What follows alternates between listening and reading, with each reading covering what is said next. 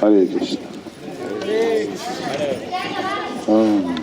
So we are here in the... Some are sitting with the back to the deities, and that's just not the way we do it. So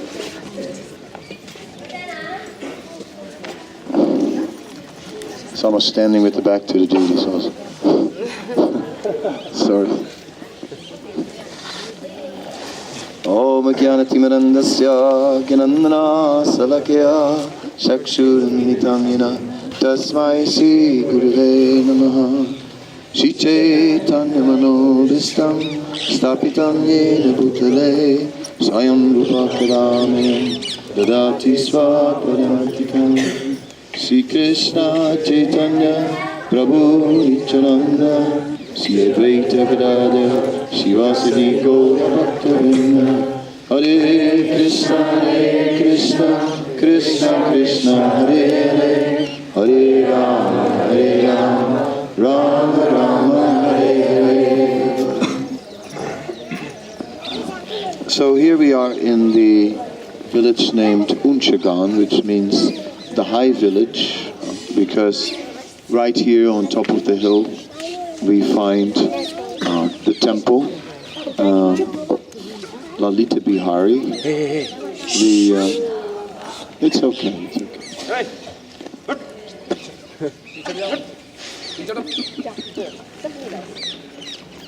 Yeah.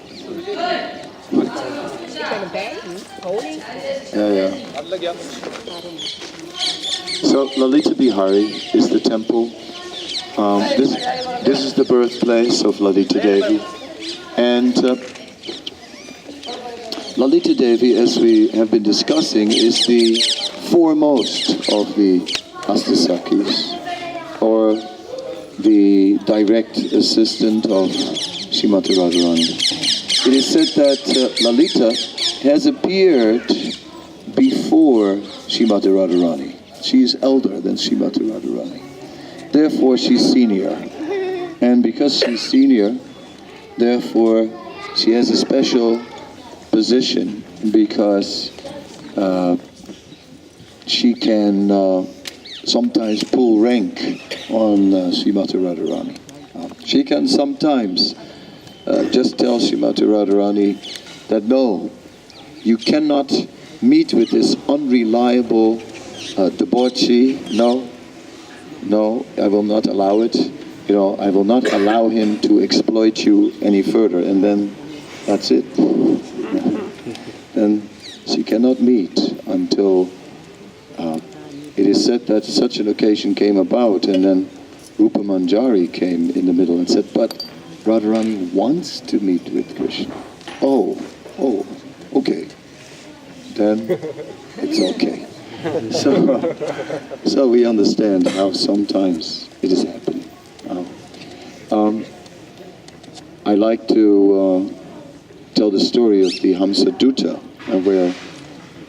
which is Rupa Goswami's book, and it describes how Srimati Radharani is undergoing great separation and is lying on a bed of lotus flowers on the bank of the Yamuna, and is being fanned also by various gopis with lotus flowers. And these lotus flowers are dipped in water, in Yamuna water, so that they are cooling, because Srimati Radharani is like burning in separation. So they're desperately trying to do something, trying to save her, because it looks very serious. She seems to have an extreme fever. So Lalita goes to the Yamuna to get a pot of water, and there she sees this swan. And then she's thinking that this swan is the ideal personality, because a swan by nature is inclined towards the mode of goodness. A swan by nature will eat only lotus stems. Therefore, this personality is pious. Therefore, that gives the personality a good qualification. And of course, swans can fly, so they can go very quickly. So that's another good reason to send the swan as a messenger, because it's urgent. Something has to be done immediately. Krishna has to come. He has to come to Vrindavan right now, right, to save Srimati Radharani's life. So this swan can very quickly go there and very quickly just save Radharani. But then, the swan is, although she's suggesting that the swan will go as a messenger, the swan is not yet going. The swan is not going.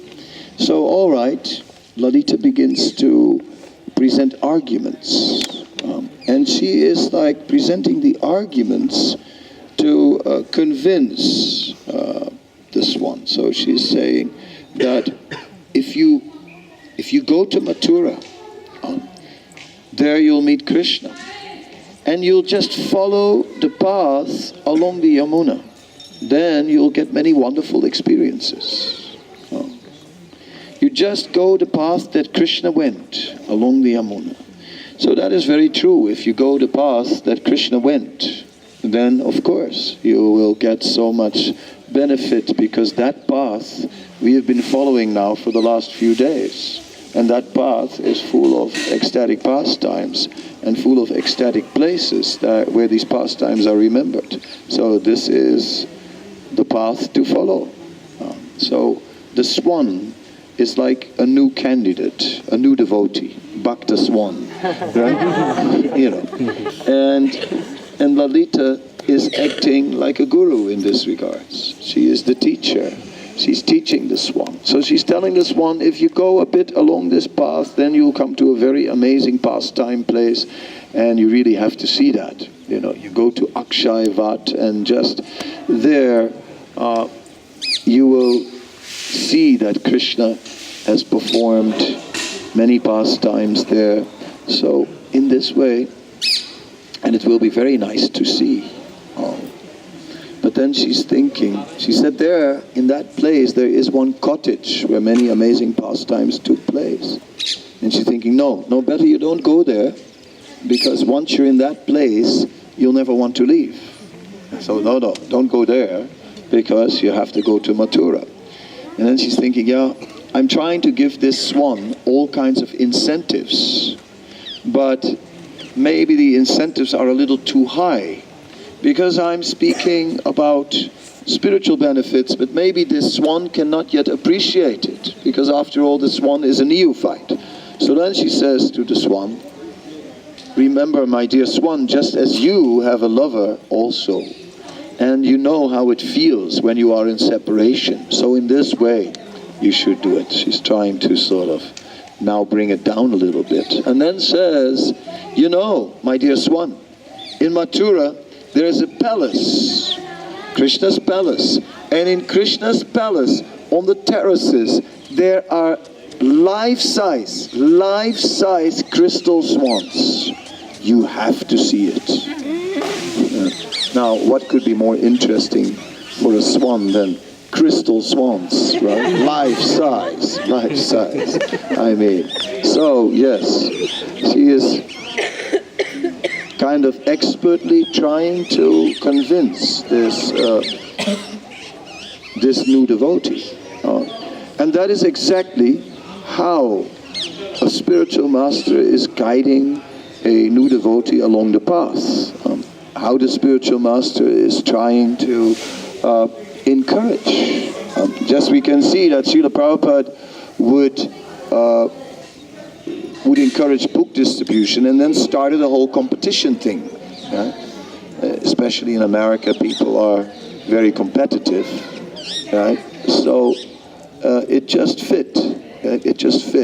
You know. And in this way, he used that passion of trying to be number one, and engaged the devotees in distributing the mercy, which is of course the higher motivation. It's not about being number one, it's about giving out the mercy. It's about being an instrument of the mercy, and about somehow or other touching all these people and changing their lives. I mean, the focus is really on how much one can change someone's life. That is the essence of Sankirtan. But Prabhupada was sometimes using material motivation and sometimes deeper spiritual motivation. So in the same way, Lalita is trying to convince the swan. Anyway, she gives lots of arguments, but the book ends and the swan still hasn't gone. So we're not sure if the swan actually ever went or not. It's not sure if that swan surrendered or not. Right? It's hard to say. After all, it is always like that. You're never sure. You're just not sure if someone will surrender or if that we will see over time. Anyway, Lalita then represents Guru Tattva. She is representing this mood. It's very interesting that when we look at the Gaura Ganadesh Deepika, written by Kavi Karnapur, that we see that all the associates of Krishna are coming back in the pastimes of Lord Chaitanya. And Lalita comes back in the pastimes of Lord Chaitanya as Sarup Damodar Goswami. So that is very interesting. Sudevi comes back as Ananta Acharya. Ananta Acharya is a great personality who his disciple was the one that instructed Krishnadas Kaviraj to write Chaitanya Charitamrita. Anyway, but Sarup Damodar Goswami is the most intimate devotee. It is very interesting, Sarup Damodar Goswami, because he is sort of a mystical personality in the Chaitanya Charitamrita. Sarup Damodar is present in the Chaitanya Charitamrita by being in the background. He's always in the background. And yet, he is the authority, the main authority. He is the secretary of Chaitanya Mahaprabhu, and he is the scriptural authority. He is the one who has the last word on scripture, and so many things come from Sarup Damodar Goswami. And I speak about that sometimes, how actually the concept of Panchatattva, which we are having, is coming from Sarup Damodar Goswami, who is explaining that Krishna, when Krishna appears, he appears with these 5 tattvas. He appears with these 5 truths. Krishna appears as as Swayam Bhagavan. Panchatattvamakam Krishnam Bhaktirupam Sarupakam. I know. You're helping me the whole day, but don't do that all the time. Swarupakam, Bhakta Swarup. So Swarupakam is referring then to Nityananda, who is none other than Balaram, who is the Prakash, who is the direct expansion of Krishna, non-different from Krishna. So he's the first expansion. Then it's Bhakta Avataram. It speaks about the avatars. So there's so many avatars of Krishna. Leela avatars, Guna avatars, Purusha avatars. And then we get Gadadhar, is the Shakti Tattva. Ladini Shakti, all these Astasakis are Shakti Tattva. And finally we get Narada, Jiva Tattva, right, in the Pancha Tattva. So the point that Sarup Damodar Goswami makes, the same Pancha Tattva formerly appeared with Krishna. And now that Pancha Tattva has appeared again with Lord Chaitanya. So this is not commonly understood in our movement somehow or other. Many have missed this point, that you say, okay, Lord Chaitanya, Pancha Tattva, he appears with the Pancha Tattva. But no, Krishna appears with the Pancha Tattva. When Krishna is complete, he is always complete with the full Pancha Tattva. That is what is described in the Bhagavatam. Basically, all these personalities are described there. So this is very interesting, I think. So that's an example of how Sarup Damodar, how much he's gone to the very root of our whole practice, right? Where are we without Panchatattva? Panchatattva is where we begin. Sri Krishna Chaitanya Prabhu Nityananda, Sri Advaita Gadadhar, Sri Vasadi Gaura Bhakta Vrinda. then we chant Hare Krishna. So in this way, Swarup Damodar is like always there at the essential moments, like the Guru, like the ultimate authority and Guru. Anyone who wants to speak to Lord Chaitanya, it is Swarup Damodar who is testing that person first to see if the Siddhanta is right, and if Siddhanta is wrong, sorry, cannot get an appointment. So in this way, we see that same mood in Swarup Damodar, that same mood of being actually the Guru, also present in Lalita. So that is very interesting. There are more places here where we will sit later on and where there's more shade, which is also nice because it gets so hot. So we will go down the hill. There is a temple of Lord Balaram just down the hill. And because Krishna and Balaram, they were also here regularly, coming with their cowherd boyfriends as they were going through the forest. Just a little bit further on that side, there is a place called Venukup, where there's a well where Krishna, with the flute, made some water for the cows. And next to there is a samadhi of Narayan Bhatt Goswami, who was a disciple of Gadadhar Pandit. And Narayan Bhatt, he was, it's a very large samadhi, but Narayan Bhatt, he was a devotee who had a Gopal deity, and that Gopal deity was talking to him, and Narayan Bhatt was trying to finish the work of the 6 Goswamis and uncover many places. So Narayan Bhatt has done a lot of work in identifying various places in the Holy Dham. And so folklore says that the Gopal deity was telling him which places it was, and that Gopal deity is also down the hill together with Lord Balaram. So as we go down, we'll take darshan of Lord Balaram, who's there with Revati, and then see the Gopal deity also. And then there's a nice kund with a roof with shade, and I hope that all these 9 buses are not there. I don't know where they are. There are lots of buses. But anyway, wherever these buses are, we're not gonna, that might be too much for us, 9 buses. So we'll find a spot somewhere. But let us first go down and see Lord Balaram. Hare Krishna. Hare. Adita Devi ki.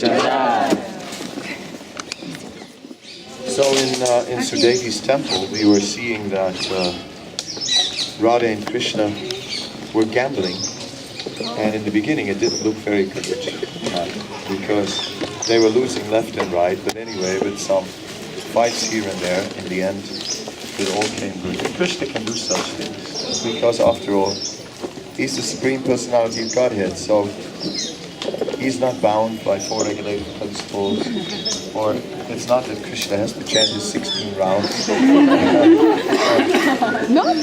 No, he doesn't. But he does have a mala, a jeweled mala though, not tulsi, a jeweled mala here.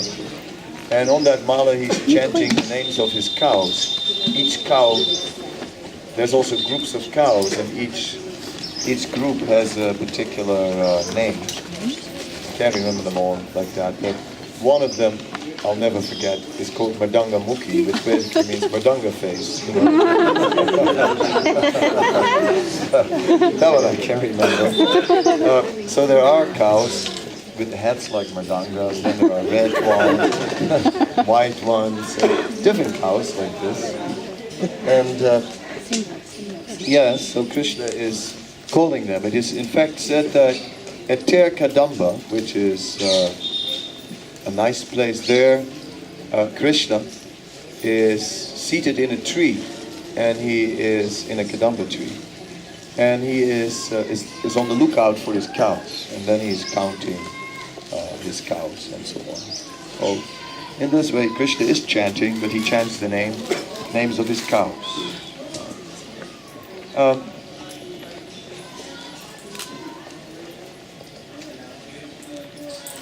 So, Lalita is, as I said, hot-tempered by nature. Her complexion is like the yellow pigment Gorochana. I don't know what that is, like yellowish, but beautiful. In the spiritual world, there are so many colors, not just black, white, and brown, but in the spiritual world, all kinds of varieties: green bodies, bluish bodies, blackish bodies, yellow bodies, many different varieties, but all very beautiful. In Africa, Prabhupada said, yes, Krishna is also black, but not like you.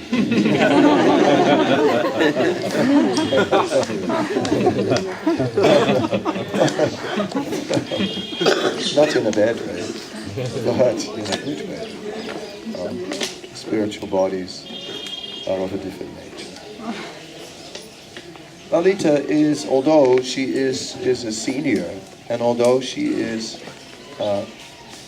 as I explained, acting out Guru Tattva, still we see here she is a servant. Lalita combed Radhika's glistening, soft curly locks that were first dried off with fragrant smoke. See? So that's the natural way of drying hair. No things, but using scented smoke. Very nice. With an ivory comb, no plastic, inset with many gems, named Swastika. Then she hung a jeweled string with the spotless crest jewel of Sankachuda that was taken from him by Krishna and given to her at the tip of her braid, which was filled with bakula flowers and strings of pearls. She bound this end with a rope with golden ornaments, inset with Antabaga gems, whatever they are, and bound her front hair up in a knot with silken ribbons. So in this way, Lalita is always serving Srimati Radharani, sometimes by managing her pastimes, sometimes by doing some personal service. But that's her only interest, to serve Srimati Radharani. As all the other gopis had their kunja at Radha Kunj, we will also read about Lalita's kunja.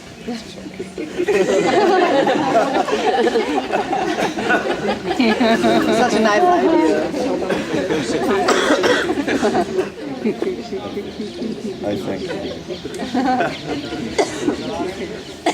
it was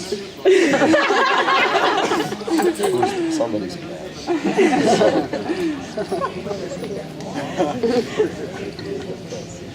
Yeah, it's appreciated. So Lalita also has a kunja.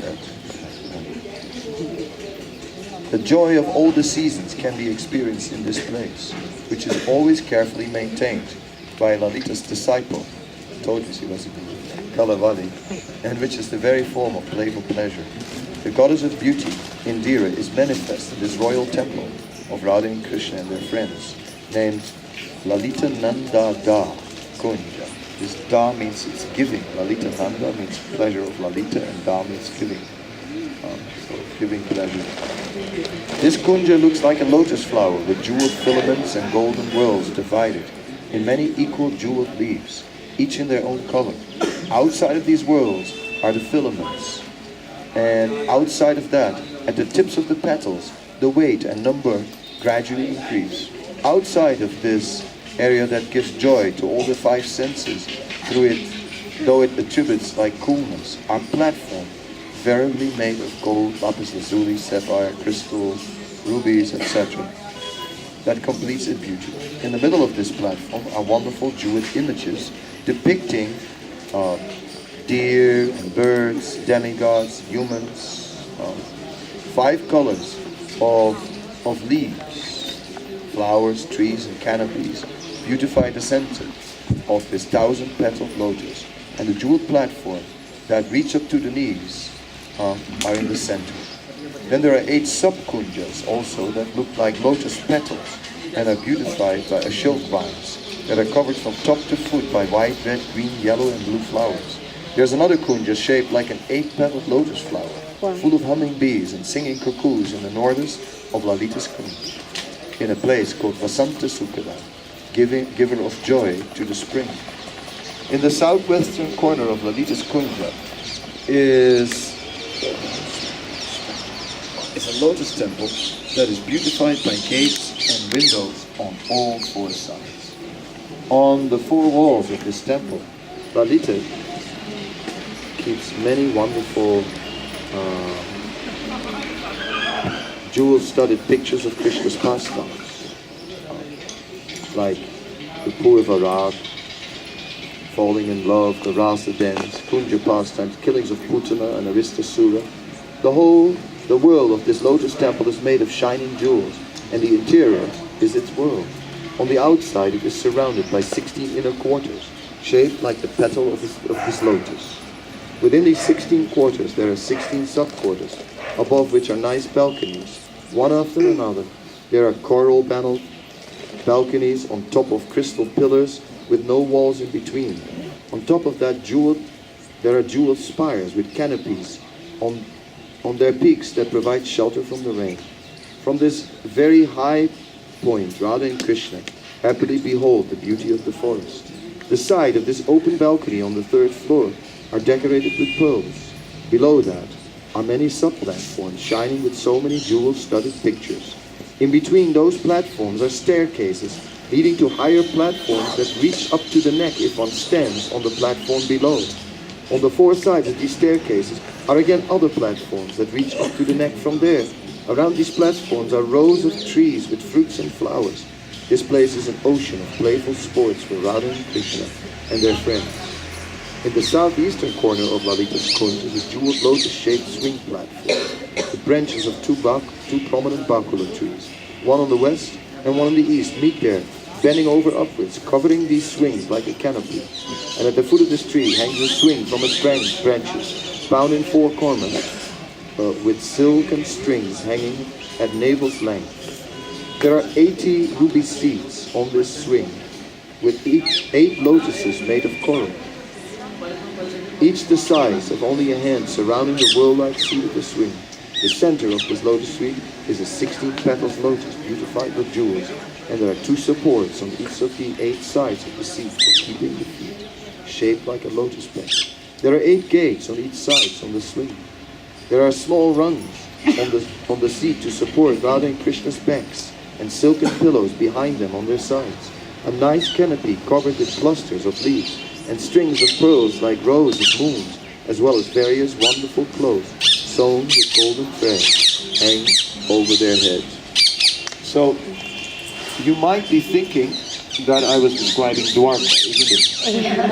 Huh? When you hear such opulence, you say, but I thought Vrindavan was all about parrots and about forest flowers and these kind of things, right? And that was the natural beauty of Vrindavan, and that the opulence with jewels, lapis lazuli columns, or was it crystal columns with coral balconies on it and stuff like that. You think that's the one? How does this fit in Vrindavan? No. There is great opulence in the pastimes of Radha and Krishna. But they are not bewildered by that opulence. That opulence is not at all attracting anyone. That opulence is not seen as of importance to the devotees. It is just offered to Krishna. It is of importance to be offered to Krishna, but no one cares about the opulences of Krishna. No one cares that Krishna is the Supreme Personality of Godhead. But still, everyone wants to offer the best for Krishna. And everything is befitting for Krishna, the Supreme Personality of Godhead. Although nobody knows He is the Supreme Lord. But they offer Him the best. So, amazing places in the forest. It is a forest. It's not like Dwarka, a place of 16,108 palaces. It is a place of many forests and lakes and so on. But then in that place, amazing arrangements are made. The kunjas have marble floors, or even more fancy than that, whatever may be. But Aishvarya means accepting the Lord in awe and reverence, remembering His unlimited opulences. And Vrindavan means forgetting that Krishna is the Supreme Lord.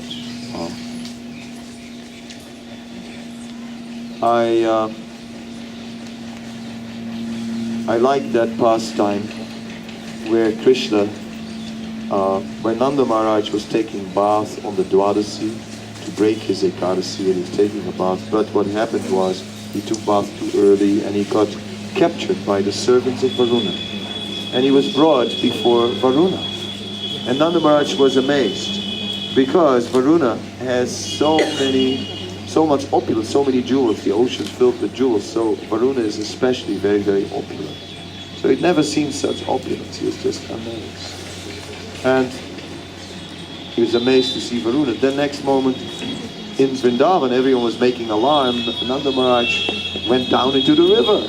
So Krishna jumped into the river to save him, and next moment appeared before Varuna. And then Varuna, he came off his throne and started to recite prayers and said, finally, this life, after many, many lives, this life is successful because in this life I'm seeing the Supreme Personality of God. So then Nanda Maharaj was amazed. You know, Krishna, Supreme Personality of God, authority. Varuna, not just anybody, but authority is saying so, that it must be true. And then, anyway, Krishna grabbed Nanda Maharaj and said, okay, let's go. And they came out of the water and everyone was elated. But Nanda Maharaj told everyone what he had seen, and that Krishna was the Supreme Personality of Godhead. Then it was a big discussion in Vrindavan. A big thing. Well, look at that. All this time you're living with us and you never told us. Well, Krishna, now that you are the Supreme Lord, now you have to show us something. Okay? What would you want? Then someone said, why don't you show us the Brahma Jyoti? Krishna goes, oh, the Brahma Jyoti. That's very boring. You know what? I'll show you Golok. And then Krishna showed them Golok. And Golok was exactly the same as Vrindavan. There was only one difference. There were these effulgent personalities. And they said, who are these personalities? They said, oh, those are the Vedas personified. They were recited. So that you could see that it was different. That they were really seeing something else. But they saw it was the same as their own village. So they were very happy with that. And then, at one point, someone said, have you heard the news? Have you heard the news? And, yeah, of course, you know, everybody knows Krishna is the Supreme Lord. Yeah. So everyone stopped talking about it because everyone had heard it. It wasn't news anymore. Old hat, you know. Have you got anything else to say? And therefore, after a while, they just forgot. They just forgot, you know. The other things were going on. They just forgot all about it. And everyone forgot again that Krishna was the Supreme Personality. So even the one time that the Vrijbasis knew that Krishna was the Supreme Personality of Godhead, they did not in any way become impressed by that. They never thought much of it, right? They never thought that that in itself was an amazing thing. They just thought, okay, you know, interesting. Show us something, but, you know, they were still treating him like someone from their village, right? They weren't like Arjuna who like said, oh, forgive me, I've treated you like a friend, you know, like after he saw the universal form. All this time I treated you like my equal, and now I realize who you really are. Oh, forgive my sins. Not like Vasudeva and Devaki, who after they were released from the jail, remembered that Krishna was the Supreme Lord and they didn't embrace him. Because, oh, he's the Supreme Lord, out of awe and reverence. There was not a trace of awe and reverence in the Vrijbasis, even when they knew that Krishna was the Supreme Lord. They still treated him just like any other person. No problem. So, like this, that is Vrindavan. So, when it says no Aishwarya in Vrindavan, that is what it means. But at the same time, there is great opulence, and that we should understand. There are beautiful palaces, beautiful pastime places, and somehow or other, everything is arranged. On the first day, we were discussing how at one point, Nanda Maharaj decided to leave Gokul and to move to Vrindavan because these demons were coming there. Utana had come, Sakatasura had come, the card demon had come. So at that point they felt it's too much here, there's something wrong with this place. So they went to Vrindavan and they went in these beautiful carts and they crossed the Yamuna, all the cows are swimming across. And remember the bulls made big waves and with their head they just smashed those waves. And the calves were sort of like playful in the water. And it was a huge pastime in the Yamuna. And then Nanda Maharaj settled in Vrindavan. In Vrindavan, Nanda Maharaj had beautiful, opulent stables from where streams would come out. It is said in the morning, one stream would come out which was like the Akash Ganga. It was like the white Ganga from the sky, which we know is the Milky Way. That is the Akash Ganga. That's not the Milky Way, that is the Ganga in the sky. Just that you know, not just ordinary Milky Way, no, Ganga is there. Yes. So it said just like the Akash Ganga, all the cows would come out of the various goshalas, and then there were the buffaloes also, and they were dark like Yamuna, right? And they were like, yes, Krishna also had herds of buffaloes, and so even now in this little village we see cows and buffaloes. Somehow or other they can make yogurt, so they say locally that yogurt from buffaloes is good, but milk gives you buffalo brain, right? Which is not recommended. Buffaloes are nice, but not famous for brains. Somehow or other, didn't get so much of that. But Vrindavan is still so natural. Sometimes we see how some boys with cows and buffaloes are crossing the Yamuna. I've seen many times, and you can see it's not difficult to see how Krishna was performing pastime here with this cowherd boys. So in this very place, Krishna also performed pastime with his cowherd boys. Just next to here, as we came in to the right, there is a well, and that is Venukup. And we are afraid to drink such water because, we have foreign stomachs and so on. So, but drops on the head is always nice. Although it is transcendental, the germs in that transcendental water may not be transcendental. Anyway, so we're appreciating that some or other Krishna and Balaram were also performing pastimes here. And that is how Vrindavan is, that the different pastimes are interchanging. Sometimes Madhurya Ras pastime, sometimes Sakya Ras pastime, sometimes Vatsalya Ras pastimes. Mother Yasoda sends out prasadam to the forest sometimes. Sometimes she cooks at home and she sends out full meals into the forest. Other times, everyone just has to do it with what they bring. And then people start to steal each other's lunch packages.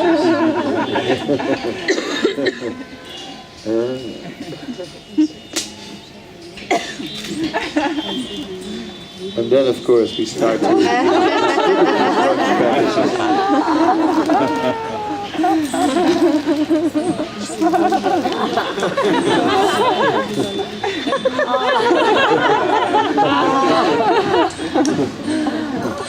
what to do? Parachute. Ah. Yeah, you have to open. There's more than packages. Okay. Better give it a couple.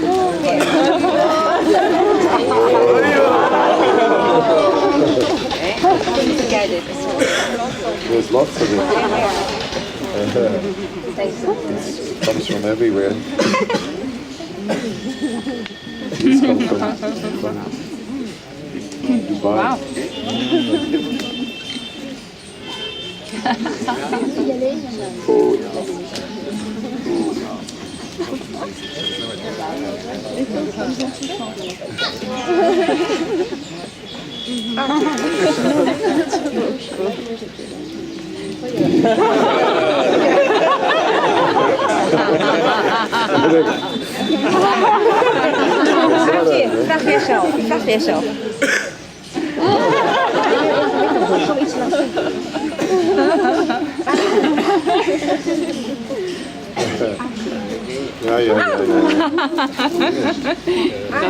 Artie, His mother's, eh?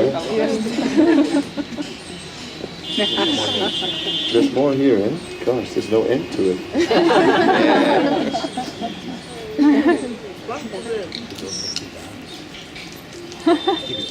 They all done automatically. There's too many cookies here.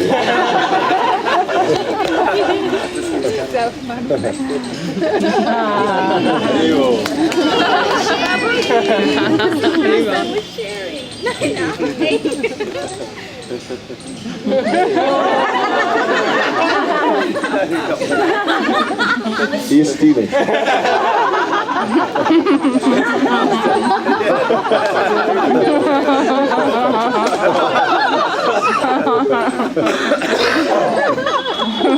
Okay, this is the last sweet bowl. Yeah, that's a box. Okay. Yeah, so there are many pastimes of stealing, sharing, prasadam, and of course the mothers who make these packages, they know very well that the cowherd boys are stealing each other's packages and tasting each other's breaths. Right? So every mother is actually hoping that Krishna will one day steal the packet of her son. Right? And therefore, just in case that might happen, every day she packs it up with really special breaths. So that when Krishna actually steals, then the offering is the best. Like this, they're not just thinking of their own children, they're thinking of Krishna first. So, nice. The villages in Vrindavan are still very much like it was when Krishna was here. Although at the time of Krishna, it was always spring, and there were many waterfalls in the forests, and the trees were very opulent. It was green, and because of the waterfalls, it created like a mist of water, which created nice cool air, natural air cooling. Right? So not so hot, so pleasant like that. So in this way, we are appreciating Vrindavan. But even here, in this Boma Vrindavan, Vrindavan of earth, on earth, which is covered by Yoga Maya, one can enter. One can enter by blessings. just as some of you are coming now, have joined us a little later, so I'm remembering a few things. On the first day, the first place we stopped was at Brahmandagat. Because at Brahmandagat, Krishna ate clay, of course. Krishna ate clay and Mother Yasoda looked in his mouth and saw the universe.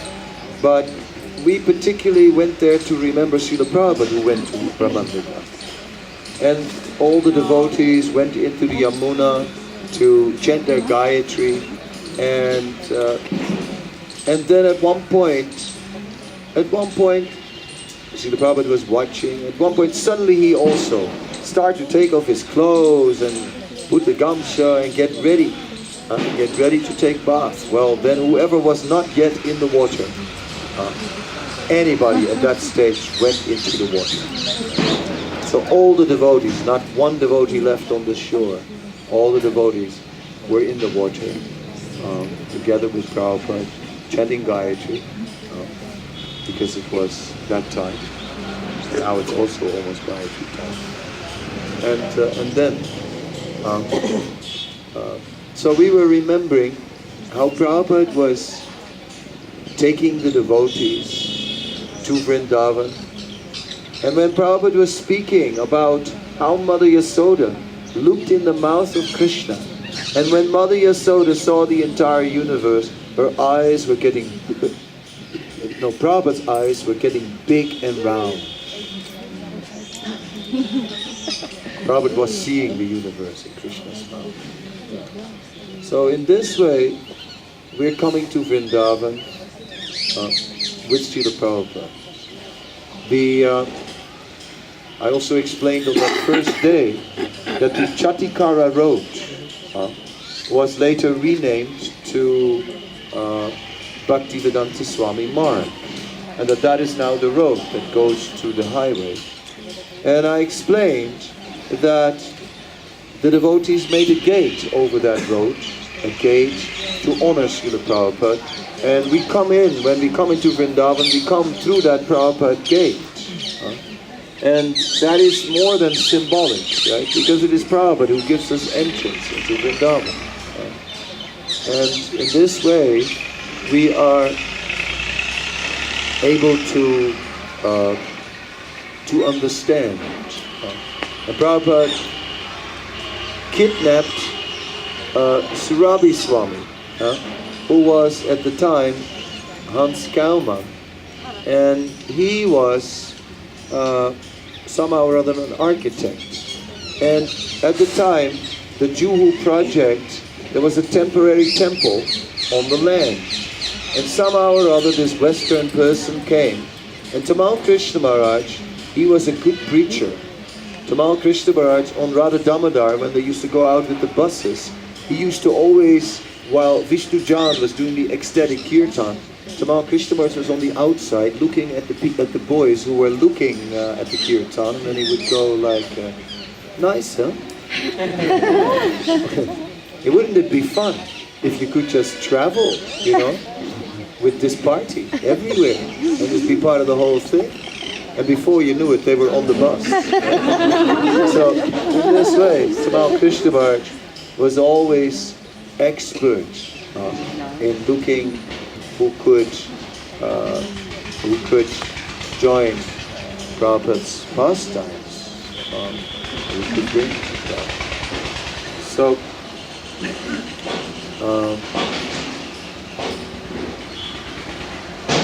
when Prabhupada was in, I forgot why I started with Tamal Krishna. Surabhi, thank you. And Surabhi, he was, Tamal Krishna Maharaj saw this person and immediately started preaching to him and brought him to Prabhupada. And he had already been speaking with him and told Prabhupada the news and said, oh, I just met this person here and he's an architect. and Prabhupada's eyes became big and round, just like he saw, like at the time when he told the story. And his eyes became big and round. He said, "Oh, an architect." He said to Tamal Krishna Maharaj, "Bring pen and paper." And Tamal Krishna Maharaj brought. And then he said, "We need a temple. We need a temple for our Vrindavan project. Would you mind making a sketch?" Now Surabhi, right? I worked very closely with him because, I got involved in the Mayapur Samadhi, and he was the architect, and I worked very closely with him. And Surabhi, he would take a pen, put it on the paper, and he would not lift it. He would not lift it once. He would just draw the whole design in one line. Right? That's how he worked. Now, if he made a design, it wasn't just that he was like, making a design. It was like something came over him, Some sort of inspiration came over him, and he would just go like really fast. And with this whole one line, there was a temple. And Prabhupada liked it. And Prabhupada wanted it. And Prabhupada, then later, after that, Prabhupada told Surabhi, or he told Hans Kalman, he said, tomorrow, I'd like to invite you, I'd like to invite you, there will be initiations. And Hans said, oh, that will be very nice. Yes, I will come. Who will get initiated? And Prabhupada said, you.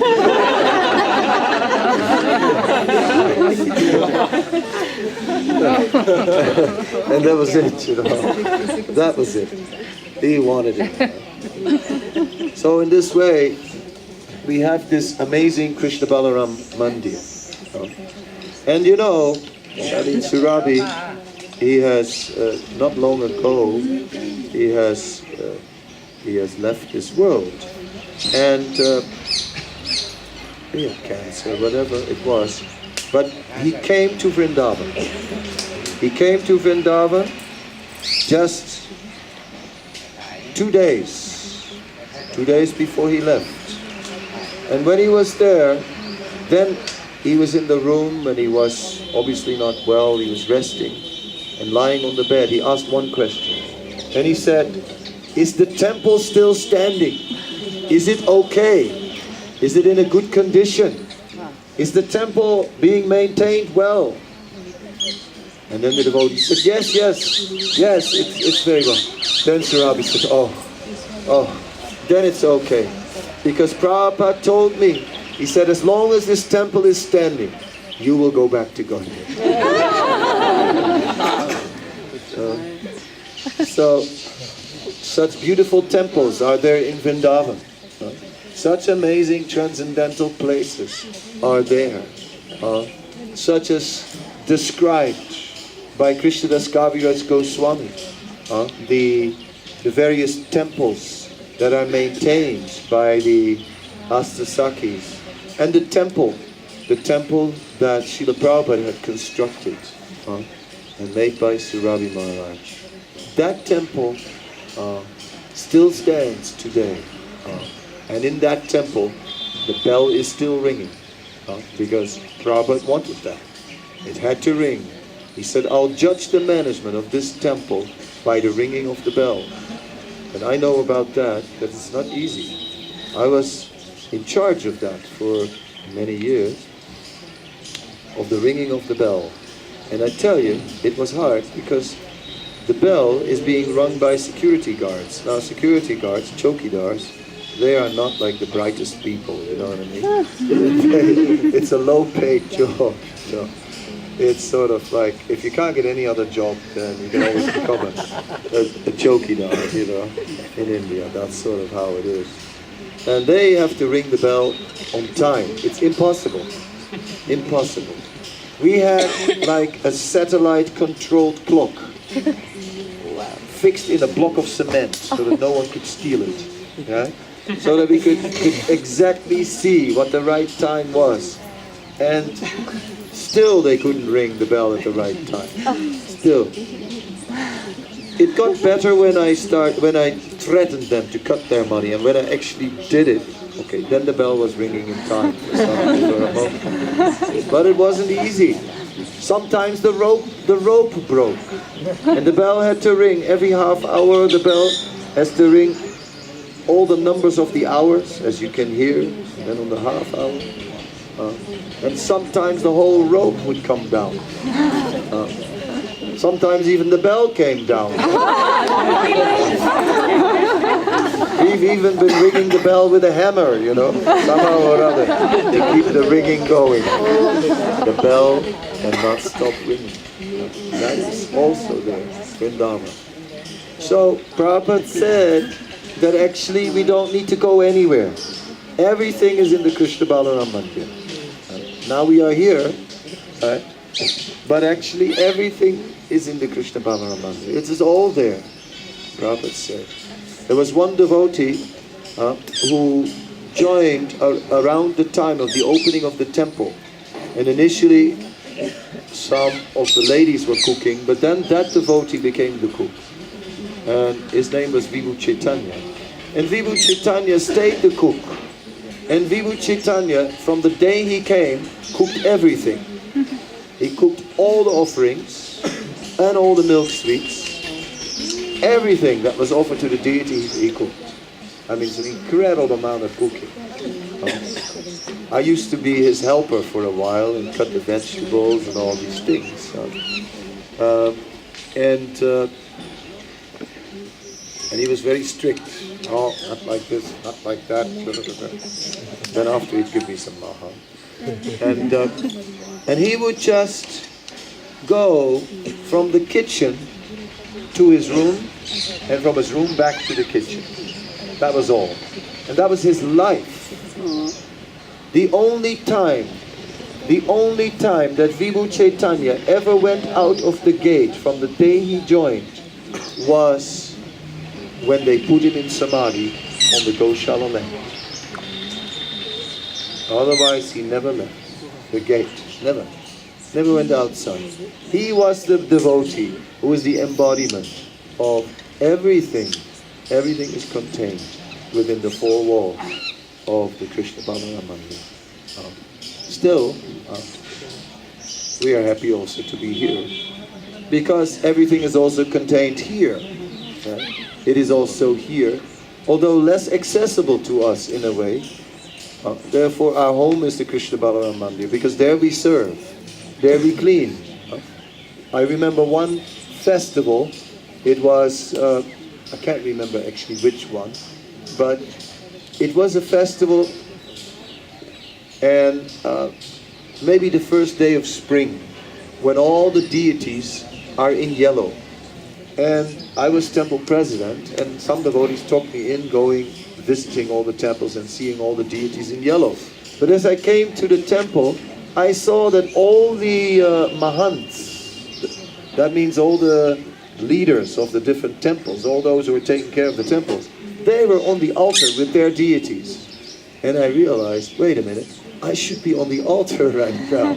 I should be with our deities. And I should just simply distribute the mercy of this altar. That's what I learned that day. So somehow or other, that is Vrindavan Dham. Every inch of the Dham is completely transcendental. But everywhere we're seeing how these devotees are making different holy places. And all these places are just revealing to us the Dham. We see different temples, different samadhis, different kunds, different deities. We see the deities of Lalita Bihari. They say they were installed by Krishna's grandson. Somehow or other, Krishna's grandson, Vajranabha, installed many deities all over Vrindavan. So many deities, all from Vajranabha, Krishna's grandson. Somehow or other, he did an incredible service. Because he wanted to keep the memory alive. Right? So now, and then some of these deities were lost and found later also. And so, somehow or other, the devotees of Krishna keep the memories of Krishna alive. It is not just that is Vrindavan, a place filled with devotees who with great pride and happiness are keeping the memories of Krishna's pastimes alive. And in this way do the greatest service to the Vaishnavas. Because through them we are remembering Krishna in so many forms. So Srila Prabhupada, somehow or other, this lady, Gita Sharaf, she donated this land near Ramanreti. It was actually, at the time, didn't look like a very good location because it was on the outside of town.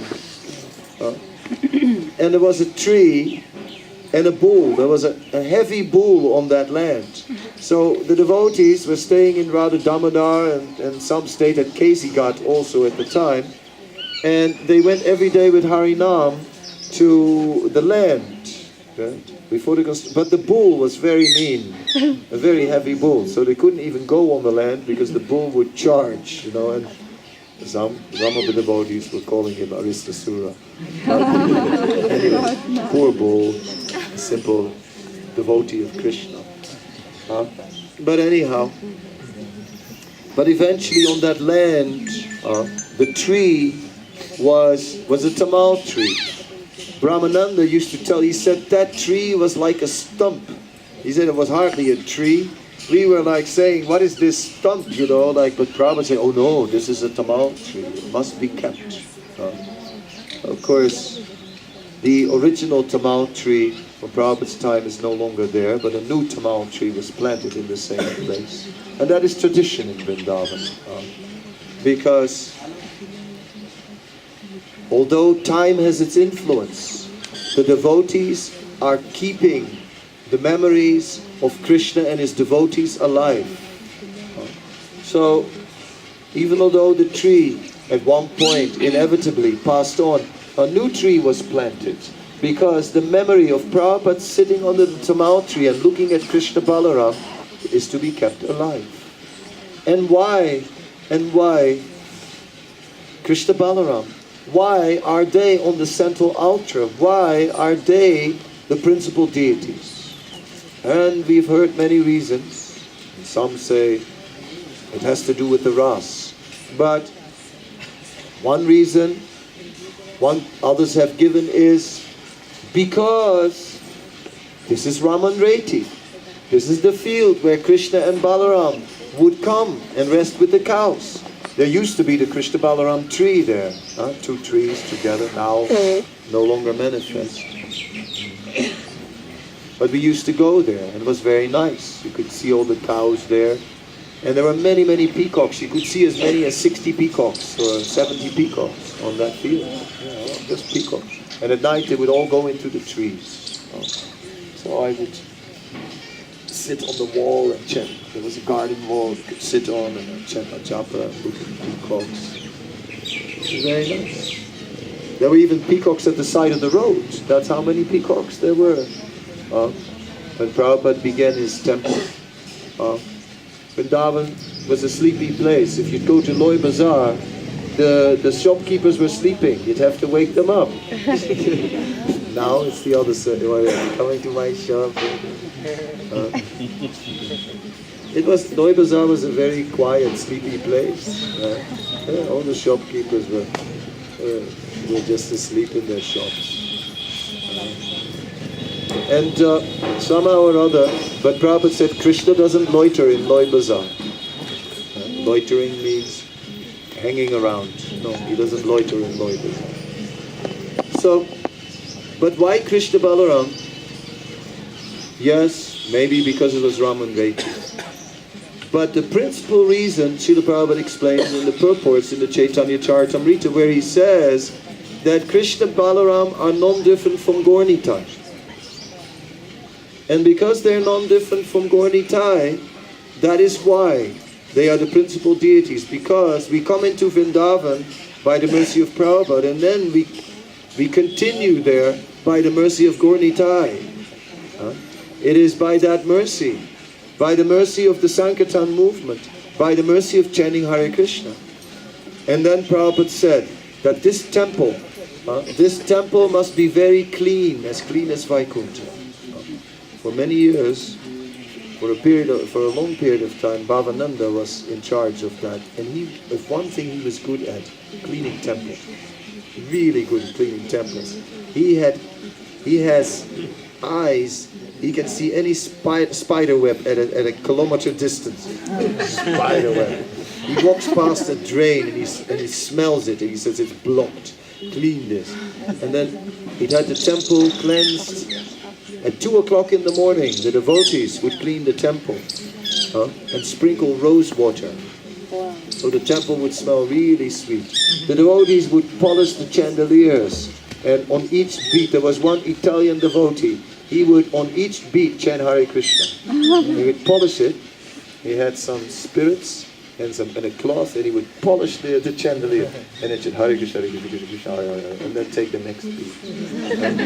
And those chandeliers are not just chandeliers. They are malas, you know. They're japa chandeliers. They bring real enlightenment. So it is through all these devotees, that the Holy Dham is being revealed to us and kept into our hearts and kept into our memories. First through the great acharyas who write books about the Holy Dham, then through the great followers of the acharyas and the sacrifices that have been made. Gunarnama was here, and he was also part of constructing the temple, and it was very difficult. And Guru Das and Yamuna were part of it, and it was so hard. Right? So hard to construct this temple. It's hard in India, you know, because there are strikes, you cannot get cement, it's rationed, you know, you have to build a temple and you can't get cement. And then you have to go to government offices and this office and that office and, you know, and try and get some special permits so you can get some levy cement, some government cement. It's such a trip, everything. You get the steel and you load it on a truck and they steal it off the truck. You have to sit on the steel, right, so that they don't steal it. Right? That is what it means to bring steel for the construction. My God, all these things and all these devotees did that service. And in this way are revealing the Dham, revealing the glories of the Dham, in this, and then keeping the temple clean, are transparent to the Dham. And we are singing. We're singing. Si vigrahara dana nichanana singaratan mandira marjanado. Yes, the spiritual master takes great pleasure when the temple is being cleansed. Singaratan mandira marjanado, when the temple, when the altar is cleansed, it creates the mood of the spiritual world. So this is what we do in Vrindavan. We try to serve Krishna. We try to glorify Krishna. I was, somehow or other, there was a boat festival in Vrindavan. And every temple president did something with that boat festival. It started with, let me see. Not sure which temple president started it. But anyway, we used to fill the courtyard with water and have a boat festival. It was very simple. It was just kirtan and firecrackers at the end. The boat, deities on the boat, kirtan and firecrackers. Then someone had the idea that the tree is a desire tree. We should hang it full with fruits and gifts and decorations. And the tree was decorated. Then someone had an idea, we should make an island. And on the island, we should have the deities, before they go on the boat, in a temple. And everyone would give. And the festival would grow. And then the next temple president was thinking, yes, we should put in the morning at 7 o'clock, at 7:30, the deities already on a flower altar. Right? On a flower boat. Turn the whole altar into a flower boat. It's boat festival. and it grew. And then the next president was thinking, maybe I should add some pastimes to this boat festival. Right? And we had Agasura. His body made of rings of just plastic conduit pipe and cloth, and so the whole body could be folded together, and only the head would remain in a curtain behind in the corner. No one looked behind the curtain. There were guards anyway, with big sticks. So, and then we had some on the boat. There was prasadam. An offering was made, and there was lots of prasadam. So when there's prasadam, everyone looks at prasadam. So no one saw the snake coming up from behind, as big as a train, right? And then just and suddenly all the people turn around. And then Agasura put its nose right between two columns, opened its mouth, and the eyes were flashing. And the cowherd boys came and went into the mouth. Finally Krishna also came. But Krishna choked that snake, and the live air was shooting like golden powder out of the head with light effects on it. In this way. The pastimes were being performed.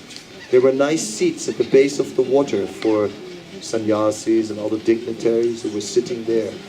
And we had dramatic reading. Orijan was reading. Shiv Ramaraj with a deep voice was reading. It was very transcendental. Different bhajans were sung. And more people came. And the next year we had Kaliya. And Kaliya had a rubber snake suit with and a snorkel. And we made a curtain around the tree. And Kaliya was underwater and swimming underwater. And Krishna was bathing in the Yamuna, and suddenly from underwater this serpent appears and grabbed Krishna. Whoa. Which basis were rolling on the ground. Everyone was in ecstasy. Simply because the pastimes of Krishna are being revealed. That is Vrindavan. To reveal Krishna, to remember Krishna, to worship Krishna, to glorify Krishna, to spread Krishna's fame everywhere. There is a muddy pond in the forest where Krishna performed the pastime. A rich man comes and builds a beautiful ghat with nice seating places and so on. And in this way, the Dham is developing. Just as like Kusum Sarovar, the building is almost more famous than the Kunj by now, right? Because it was a king who did that service. So, in this way, many devotees keep on rendering such service in the holy Dham. And that is how, by the mercy of the devotees, through various temples, through various deities, various samadhis. I have one disciple. He is a PhD in Indology. So he knows Sanskrit obviously quite well, translates books, and Bengali also, and he knows everything about our tradition. And for years he was just in a room, and he was just reading books and books and books, and that's his life. He's in a room reading books. But then after many years he came to Vrindavan, and near the Ranganath temple is a place called Chausat Samadhi. There are 64 samadhis. And he went there to that place, and he was in ecstasy because he could read all the plaques, right? And he read all the names of all the samadhis, 64 samadhis, and he read all the names of all the persons whose books he had been studying. So for him, that's like, he's in that place, like, almost rolling on the ground. Right? So, somehow or other, all these wonderful places in the Holy Dham are simply deepening our relationship with Krishna, deepening our relationships with the Acharyas, deepening our relationship with Srila Prabhupada. When Prabhupada came back from the West, the Vrajpasis received him, and they had a formal reception. The mayor was heading it up, and they had a platform, and they were honoring him because they really appreciated what he had done. They knew what he had done. They appreciated it. And they were honoring him. He did a miracle. He brought Vrindavan to the world, and he was bringing the world to Vrindavan, and they could see it. Yeah, they could see it. They actually understood, and Prabhupada was so happy that he was sharing that, that they understood it, right? And it touched his heart, obviously. So this is now how it is, and now we have the opportunity to be in such places. And take advantage, right? Take advantage of all the nice temples, all the nice deities that are being worshipped. And sometimes you see a motorbike in the temple, chalega, it's a family affair. So they park the motorbike in a corner. Those things. That happens. That's Vrindavan. Close to Krishna. Living with Krishna. The villagers are with Krishna. He's one of them. Not like in the Ramayana, you find a description of when Dasaraj is entering the royal assembly hall, and there it is described that there's a huge drum, an enormous drum, and there's a man who's sitting there with long sticks with balls on them, and he's like beating the drum on the rhythm that the king is walking.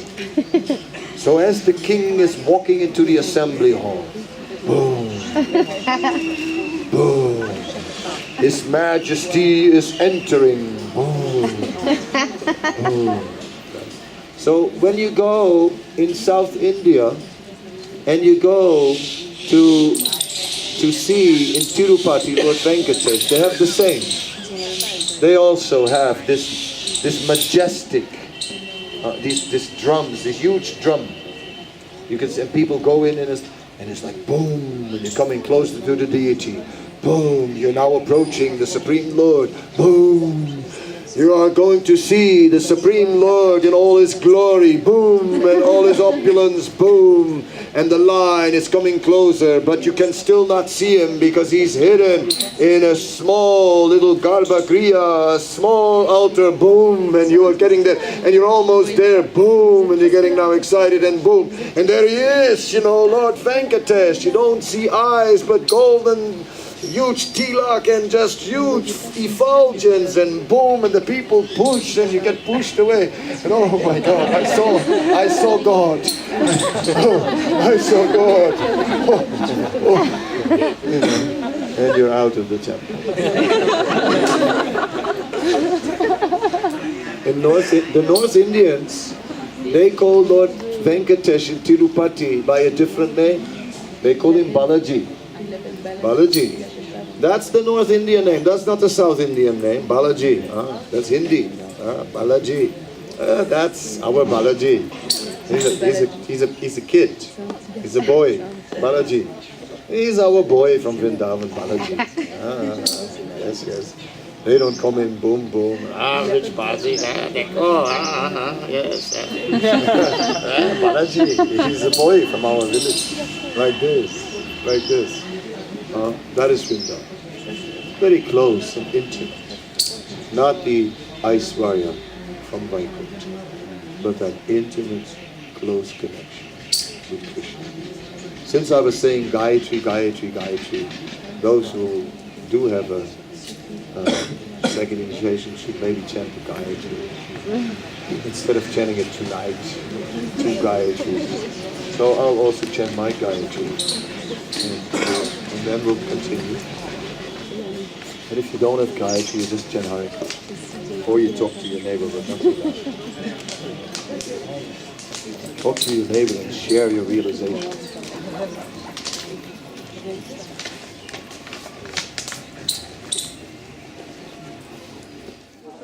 So here we are in Deha Kund. Deha means body. And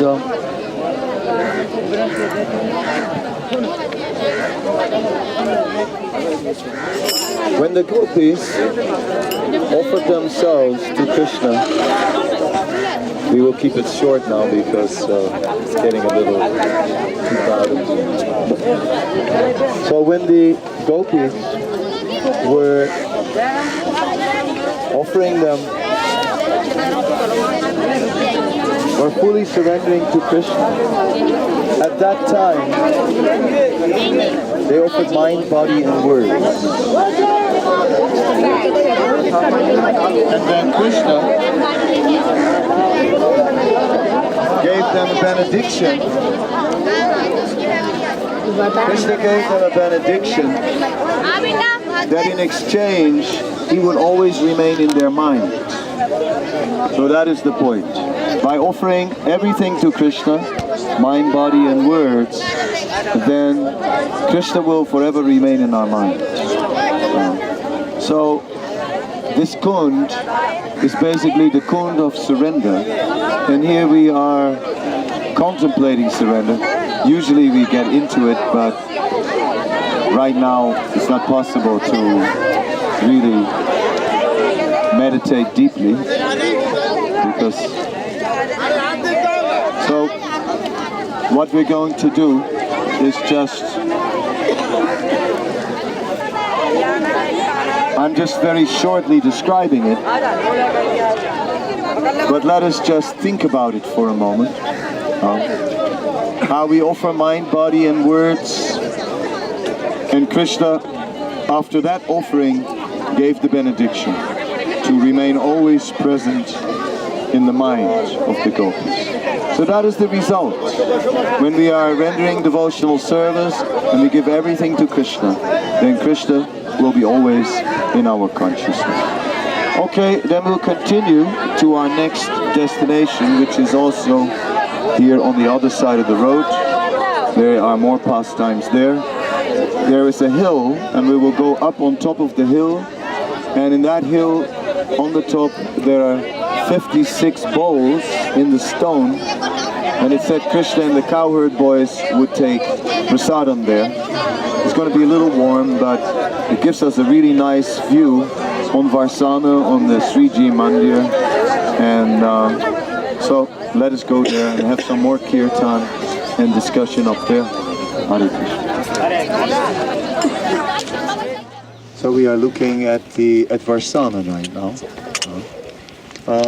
We see on the left side, we see the Sriji temple, which is sort of terraced on the hill. And then if you walk back, that's back on the Parikrama path of Varsana. There's a nice Parikrama of Varsana. The only thing is that, especially in Kartik, there are many pandas, and then it becomes a little intense. If you go in another time of the year, then it's quite nice. But right now it's a little too much. Everyone hits us up every step for donations, and you can't do anything. Then it's too intense. That's why I'm sort of going around Varsana and not into Varsana at this point. But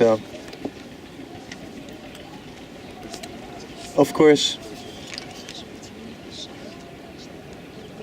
in one sense, it's not about whether you are on this hill or on that hill. It's really about our consciousness, and we're just here we are in a place where on the stone there are natural bowls in the stone. So it is, and they have put some color also, and that is known as Chaupan Katora, or 56 bowls. So Krishna and the cowherd boys liked to roam around and naturally like to climb hills, that's logical, and sit on such a place and just have a real good lookout post. Of course, at that time there was no Sriji Mandir, there was no Jaipur Mandir. Exactly what they saw We don't know, but still, they would sit here and have a picnic. So that's really the meaning of this place. And so we can see that here in Unchagaon, in this high village, there are the presence of Lord Balaram is there, the presence of a well where Krishna, which was created by Krishna, Venukup. We see then places like the Samadhi of Narayan Bhat, and then Dehakund, where the gopis surrendered completely. It is said that the symptom of surrender is Atmanivedanam, that one completely surrenders the self, and then Atma, the word Atma, is sometimes meaning body, sometimes meaning mind, and sometimes meaning soul. So in this way, mind, body, and soul are surrendered to Krishna. That is complete surrender to Krishna. In this world, we may claim so much property as our own, but it is not, nothing is our own, not even our own body is our property. And Chaitanya Mahaprabhu was speaking to Murari Gupta, who was somehow or other in a state of separation, thinking of giving up his life. But Chaitanya Mahaprabhu made it very clear. Sanatana Goswami also, he had sores on the body. And Sri Chaitanya Mahaprabhu established, no, this body is not yours. It is mine. You have already surrendered it to me. It is my property. So you have no ownership to your body. So that's how far it goes in the Chaitanya Charitamrita. So we can think about that. So we have no possessions to call our own. Everything belongs to Krishna. So in Dehakund, everything, mind, body and words, everything owned by Krishna, completely owned by Krishna. And then when that offering was made to Krishna, then Krishna was very pleased. He said, okay, in exchange, I will be always present in your mind. So that is Krishna consciousness. We are the International Society for Krishna Consciousness. And that's really what it means, that Krishna is always in our mind. But that is only possible if we are fully surrendered, because otherwise, if we're not surrendered to Krishna, it means we surrender to something else. Surrender is our position. We have to surrender. We cannot avoid surrender. So when we don't surrender to Krishna, we're going to surrender to something else. Whatever that may be, whether it's surrender to money, surrender to power, surrender to drugs, surrender to beauty, surrender to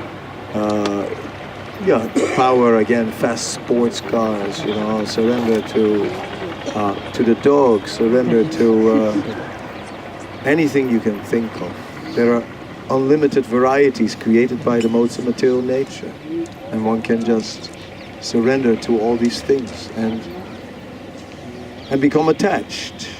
First surrender, and then the result of surrender is attachment. So we surrender to material things and then develop material attachment. But by surrendering everything to Krishna, then no other attachment remains than attachment to Krishna, and then only Krishna will be in our mind. So that is another important point in this place. The other day we spoke about how Krishna created a well in Krishna Kund in Madhuvan, and created a pond then. But the same thing, how Krishna is providing for his devotees. Krishna will take care. There's no difficulty. Krishna will provide. He will make the arrangements. There was no shortage.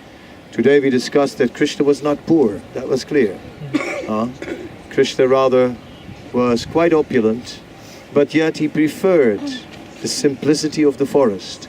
That forest meant more to him than all the jewels that they were possessing. His mother would decorate him with many, many jewels, but Krishna was pleased to cover them with leaves and flowers from the forest, because that forest was very dear to him, because that is where so many wonderful pastimes would take place, either with his cowherd boyfriends or others. Therefore, the forest of Vrindavan is the greatest opulence to Krishna. And there, Krishna is happily herding his cows. But the cowherd boys, although Nanda Maharaj was saying, I have so many servants, why do you have to do this work? You don't have to work, Krishna. I am the king. You can just stay home. Krishna said, no, I want to do it. I want to. I want to. Krishna is greatly enjoying these activities of simply herding the cows, who are described as completely beneficial. It is said everything about the cow is auspicious. Everything about the cow is positive. So in this way, the cow is a unique creature, that even the cow dung is considered to be antiseptic, even the cow urine is medicine. So in this way, whatever comes from the cow is a blessing.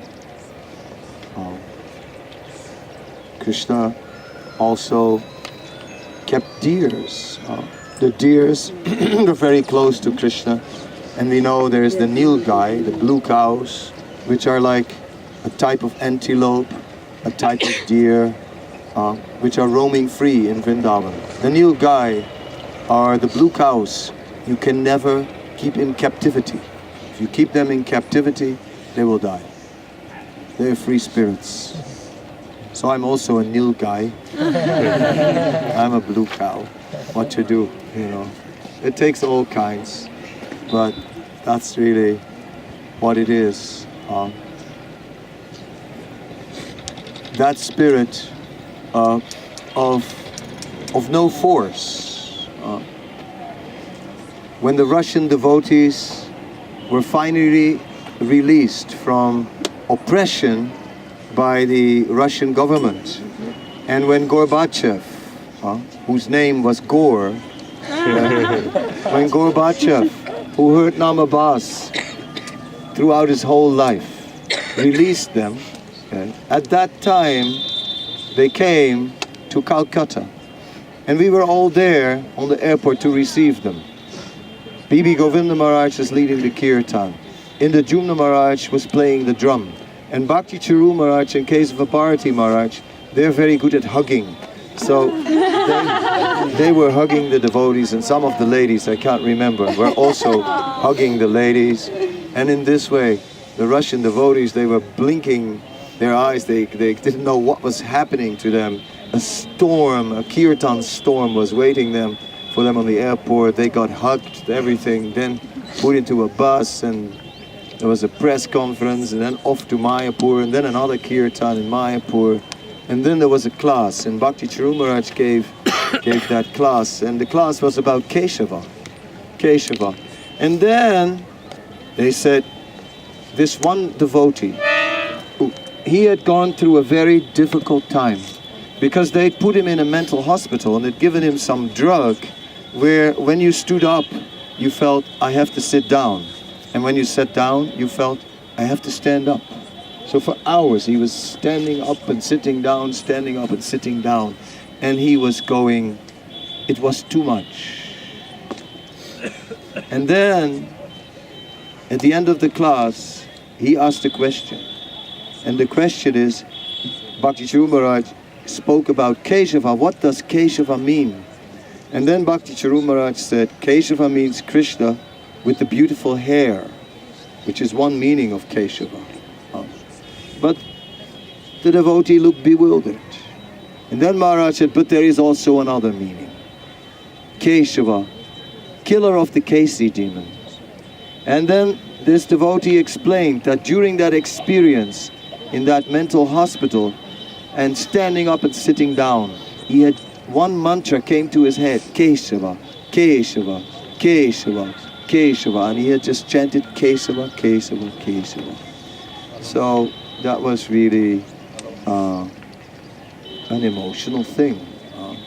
So much suffering, but somehow or other finding shelter and strength in Krishna to endure it all.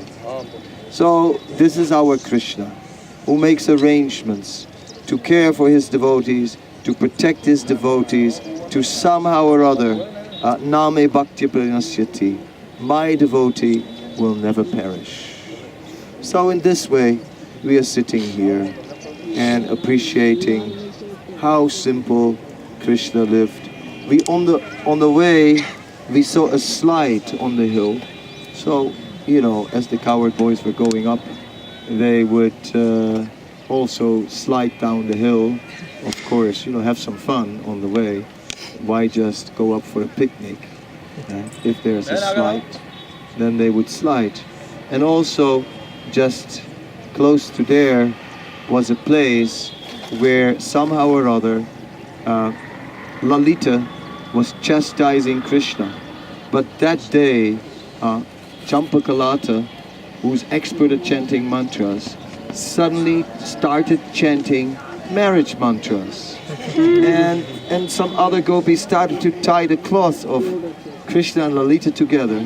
And that's the day Lalita got married to Krishna. So even she, somehow or other, who always chastises Krishna, could not avoid. So that is also here on this hill. So Unchagaon is a very nice place because there are so many pastime grounds. Usually a Deyakund is very peaceful. Okay, today the ecstasy knows no limits, and the Bengali devotees are here and celebrating. And that is also very nice.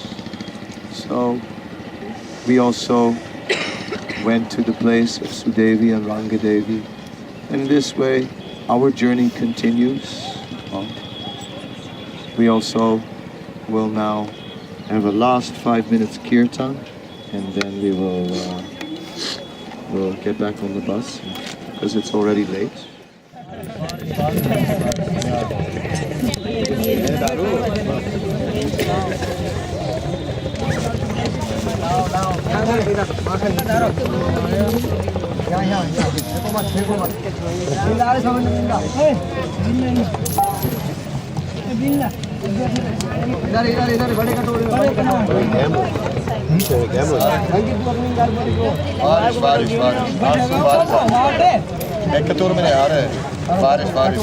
बारिश तो सब जगह नहीं होते हो गया चुप करो महाराज जी करो